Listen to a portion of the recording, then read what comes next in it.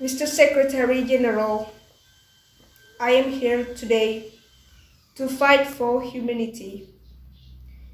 I am here today to fight for justice for the Palestinian people.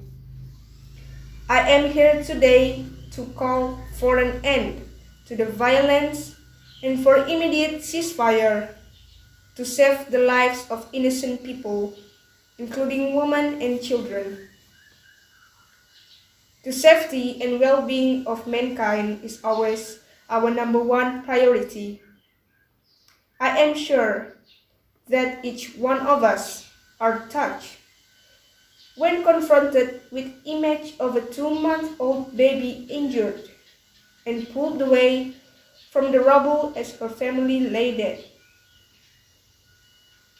The only question we should ask ourselves is how much longer shall we let these atrocities continue? All of us know that this conflict is asymmetric by nature between Israel, the oppressor, the occupying power, and the Palestinians, the occupied who are continuously being oppressed.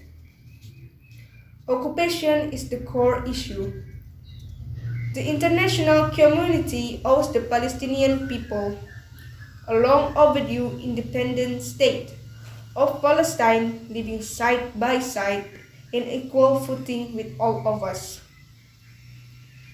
This continued occupation and aggression by Israel does not only warrant condemnation, but it is also a grave violation of international law that demands our action.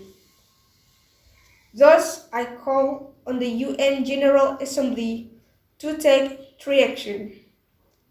First, stop the violence and military action to prevent further casualties. At the same time, the General Assembly should demand for an immediate, durable, and fully respected ceasefire. All avenues must be exhausted to de-escalate the situation urgently, as we also support continued and relentless efforts by the Secretary General. Furthermore, we must be able to prevent future recurrence of the atrocities.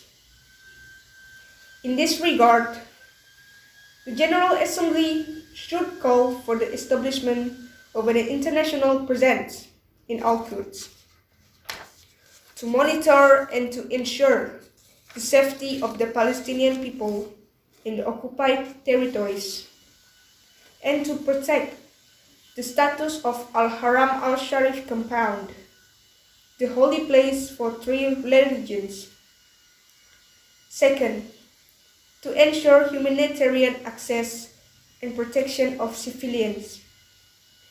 Our ultimate responsibility is to save lives, and every minute we spend here deliberating could mean another Palestinian life lost.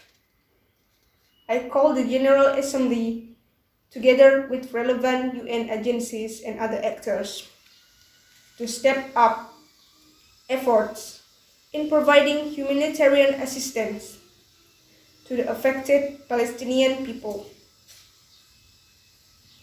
It must urge Israel to open and allow access for the delivery of humanitarian aid, including to Gaza, which has been under siege for more than 13 years. Third, pursue a credible multilateral negotiation.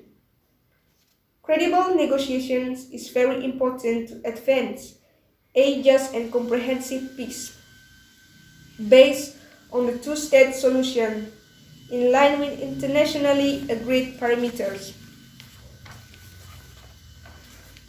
The General Assembly has moral and political responsibility to ensure that peace negotiations take place.